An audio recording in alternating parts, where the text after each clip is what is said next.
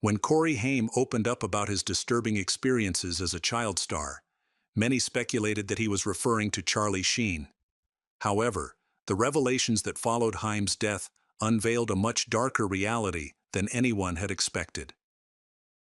Before we delve deeper into that unsettling truth, let's take a look at the chaotic life of Charlie Sheen.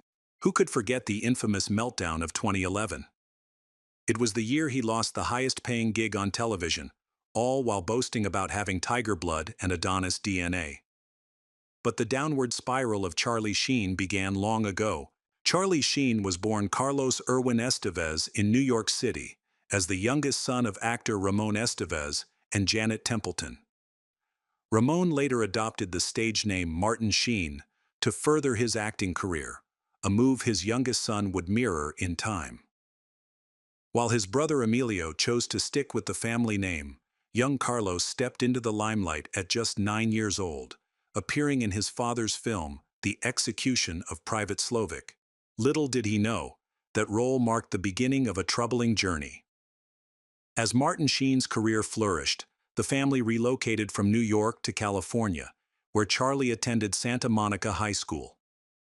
It was there that he befriended a host of notable names, including Robert Downey Jr., Rob Lowe, and Sean Penn. This is not necessarily a healthy influence on a teenager. Despite his talent on the baseball field, Sheen struggled academically and ultimately got expelled just weeks shy of graduation due to poor grades and frequent absences. While he may not have left with a diploma, Sheen did leave high school with a complicated romantic history. He began dating Paula Prophet during his time there, and they had a daughter together, Cassandra Estevez. However, the relationship was short-lived, possibly because Prophet recognized the troubling path Sheen was embarking on. Carlos Estevez's acting career didn't exactly launch with a bang. After leaving school, he embraced his new identity as Charlie Sheen and started hunting for acting roles. His first significant part came in Grizzly 2: The Predator, a sequel to a lesser-known horror film. Unfortunately, things took a disastrous turn on set. Just a day into filming, the lead producer, Joseph Ford Proctor, mysteriously disappeared, leaving the production in chaos. It turned out Proctor had ended up behind bars. Though the remaining producer managed to gather the resources needed to finish the film, the situation had already left its mark. Many actors kick off their careers with low-budget B-movies, but typically those films at least see the light of day. Unfortunately, due to various issues surrounding Proctor, Grizzly 2 never made it to release. It's like what a baseball player such as Charlie Sheen might call a swing and a miss. At least Sheen wasn't alone in this flop. Both George Clooney and Laura Dern also had parts in Grizzly 2, though you wouldn't know it since hardly anyone got to see them. But Sheen wasn't about to let this setback deter him. He was determined, and he had a bit of an advantage as a nepotism baby. He wasn't one to accept defeat easily. Sheen's big break came swiftly. In 1984, he starred in the teen drama Red Dawn, and shortly after, he landed a role in Ferris Bueller's Day Off. Both films not only hit theaters, but also became massive successes. By 1986, Sheen landed a role that would catapult him to stardom. In just 3 years, he went from appearing in an unreleased movie to starring in the Oscar-winning film Platoon, directed by Oliver Stone. The following year, he collaborated with Stone again on Wall Street, sharing the screen with his father. At this point, Charlie Sheen had officially become a movie star, all thanks to Oliver Stone. So, what happened that kept them from working together for nearly 25 years? As is often the case with Charlie Sheen, drama ensued. Stone's next project, Born on the 4th of July, didn't feature Sheen, even though there were rumors that Stone wanted him for the lead. Somewhere along the line, the communication broke down, and Tom Cruise ended up with the role instead. Sheen only found out about this when his brother Emilio filled him in. You might think it was just a simple mix-up, but with Sheen, things tend to get complicated. He was furious. After Stone offered him a leading role in a different project and the fallout from that misunderstanding, Sheen vowed never to work with Stone again. though he did make a cameo in the 2010 sequel to Wall Street. While cutting ties with the director who had helped him rise to fame might seem unwise, it didn't hinder Sheen's career. He remained a sought-after star throughout the 1990s, even as his personal life began to spiral into scandal. In the late 80s, Sheen began dating Kelly Preston and soon proposed. However, in a shocking incident, he accidentally shot her in the arm. It's hard to think of a better reason to end an engagement than when my fiancé shot me. Unsurprisingly, Preston called off the engagement shortly after the incident, a decision that turned out to be incredibly wise. With his relationship status back on the market, Sheen's next romantic entanglements would prove to be even more scandalous than his time with Preston. In the 90s, Charlie Sheen was a major Hollywood heartthrob, and he had his pick of partners, often gravitating towards adult film actresses. After his split from Preston, he dated several stars, including Ginger Lynn and Heather Hunter, but none managed to convince him to settle down. However, in 1995, during a work engagement, Sheen crossed paths with rising model Donna Peel and quickly proposed. They tied the knot just 6 weeks after they met. That same year, the media buzzed with stories about Heidi Fleiss and her notorious prostitution ring, which allegedly included Sheen among its high-profile clients. It didn't take long for his indiscretions to surface, leading to their separation within less than a year. On May 20, 1998, a friend discovered Sheen had suffered a stroke at his home. Paramedics rushed him to the hospital, where doctors pumped his stomach, confirming what many suspected: Sheen had overdosed. This incident could have been his turning point, but it wasn't. After his hospital stay, he checked into rehab, but he made it clear to the staff that he had no intention of staying long. True to his word, he left shortly after, only to be compelled back by local authorities. At that time, he was already on probation for a previous drug charge. Eventually, he completed rehab and finished his probation just as his career began to rebound. Up until that point, Sheen had primarily starred in films, but it was time for a new chapter on television. He took over Michael J. Fox's role on Spin City, and audiences embraced him. His performance earned him his first Golden Globe, even though he only participated in the show's last 2 seasons. Spin City marked a revival in his career following his health crisis and rehab experience, and things seemed to be looking up for him, including in his personal life. In 2000, Sheen met actress Denise Richards, and for once he decided to take things slow. Their paths crossed again when Richards guest starred on Spin City the following year. By October 2001, they were officially dating, and true to form, Sheen proposed by December 26. They married on June 15, 2002, and for a moment it appeared that Sheen was finally ready to settle down. The early 2000s felt like a golden era for him. He won a Golden Globe, married Richards, and welcomed 2 beautiful daughters. Though Spin City wrapped up in 2002, producer Chuck Lorre was on the lookout for a star for his new sitcom. He saw potential in Sheen's bad boy persona and cast him in 2.5 Men. The show achieved tremendous success, but behind the scenes it took a toll on Sheen, who struggled to maintain control over his life despite his newfound fame. In March 2005, just shy of 3 years of marriage, Denise Richards made the tough decision to file for divorce from Charlie Sheen. While she pointed to his struggles with alcohol and drugs as key reasons for the split, her filing also included some shocking allegations. Although Sheen's interest in adult films wasn't exactly a secret, Richards claimed that his tastes extended to gay films featuring boys who appeared underage, and that he had an unsettling attraction to underage girls. Given the alarming details in her court documents, it's surprising that their marriage lasted as long as it did. While Sheen was embroiled in yet another scandal, he was also raking in a fortune. His show, 2.5 Men, turned out to be a colossal success, and by the end of his tenure, he was earning an astonishing $1.8 million per episode, making him the highest-paid actor on television. But let's not forget about his history of overdoses, strokes, and rehab stints. Despite all that, he never truly got clean and now had more money than ever. How do you think that turned out for him? Although many wouldn't peg Charlie Sheen as the type to settle down, he did make another attempt at marriage in 2008 with Brooke Mueller.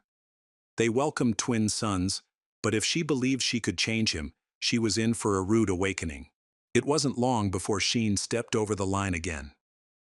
The couple spent Christmas 2009 in Aspen, and while Sheen was the highest-paid man on TV, their holiday quickly turned into a nightmare.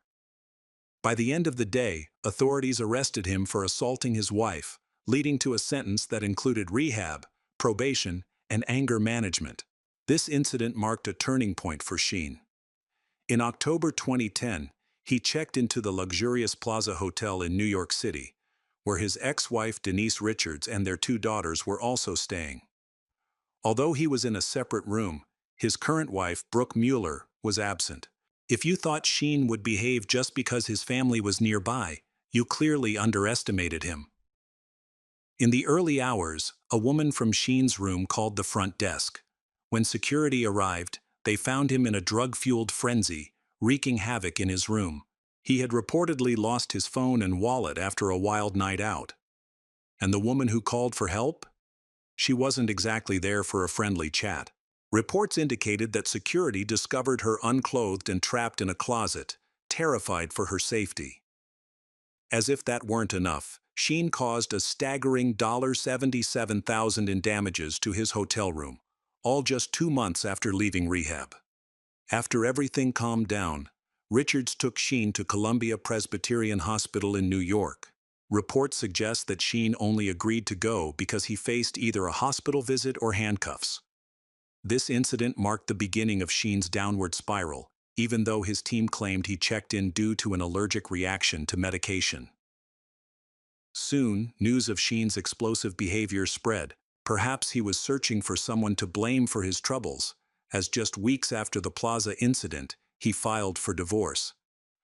Although Brooke Mueller had stood by him after he assaulted her, it was Sheen who initiated the divorce. The split quickly turned ugly.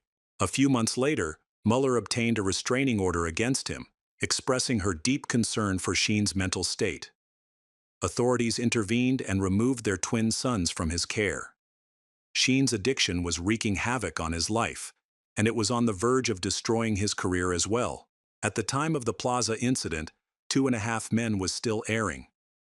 However, in January 2011, the show went on hiatus to allow Sheen to enter rehab.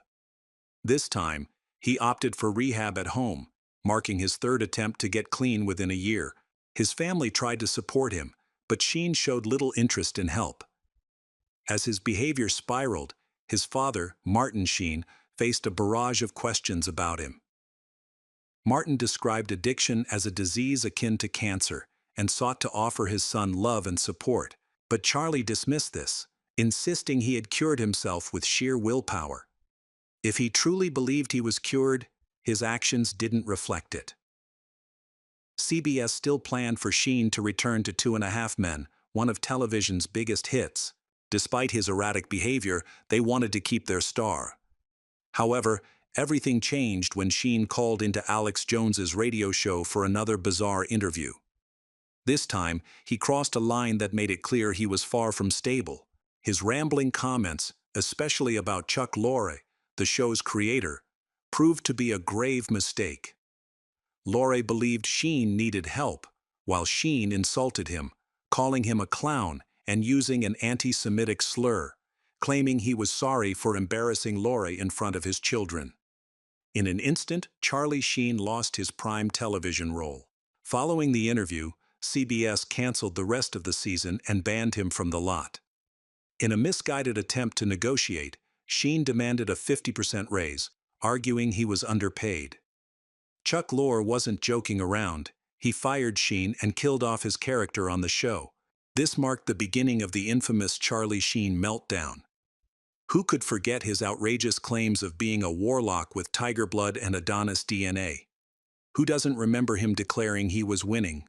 While we all chuckled at the antics of the outrageous movie star, the reality behind the scenes was undeniably tragic. At the time he was let go from 2.5 Men, Charlie Sheen was living with two much younger women, adult actress Brie Olson and model Natalie Kenley, both just 24 years old. This was also when authorities stepped in and took his sons away from him. He referred to Olson and Kenley as his goddesses, but even they couldn't tolerate his behavior any longer. They both left him within months of his dismissal. For most people, this would be rock bottom, but for Sheen, it seemed to be his everyday existence. In 2014, he proposed to his latest girlfriend, adult actress Brett Rossi. They had plans for a fall wedding, but just a month before the ceremony, they called it off. Sheen stated that he felt his children deserved his attention more than a romantic relationship at that time, expressing a fondness for Rossi and wishing her well. It sounded quite mature, but as usual, there was more beneath the surface. Just around the time they were set to marry, Rossi ended up hospitalized due to an overdose. Shortly after, she took Sheen to court, alleging assault, emotional distress, false imprisonment, and negligence. It was a grim situation, but sadly, not surprising for anyone familiar with his tumultuous life. Sheen's troubles didn't stop there. They took a shocking turn in 2015 when he revealed that he was HIV positive, having been diagnosed 4 years earlier. He claimed to be managing the condition with antiviral medication, insisting it was impossible for him to have transmitted the virus to any partners. However, Rossi contested this, accusing him of concealing his diagnosis during their relationship. In April 2016, the LAPD's stalking unit began investigating Sheen after he allegedly threatened to kill Rossi. As we see, for Charlie Sheen, there seems to be no bottom, it's all downhill. In recent years, Sheen has managed to stay out of the public eye. Could it be that he's finally finding some stability? We can only hope, but we can't ignore the troubling allegations surrounding his past, particularly concerning Corey Haim in the 80s. When Sheen was still carving out his career, he starred in a film alongside young actor Corey Haim. Following Haim's tragic death in 2010, disturbing stories surfaced about his experiences as a young actor. The National Enquirer published claims that Sheen had assaulted Haim in 1986, when Haim was just 13. Sheen responded by suing the publication for libel, but the allegations persisted. Corey Feldman, another child star from that era who faced his own share of abuse, has maintained that Sheen was indeed responsible for the assault. However, Haim's mother has argued that it couldn't have happened without her knowledge.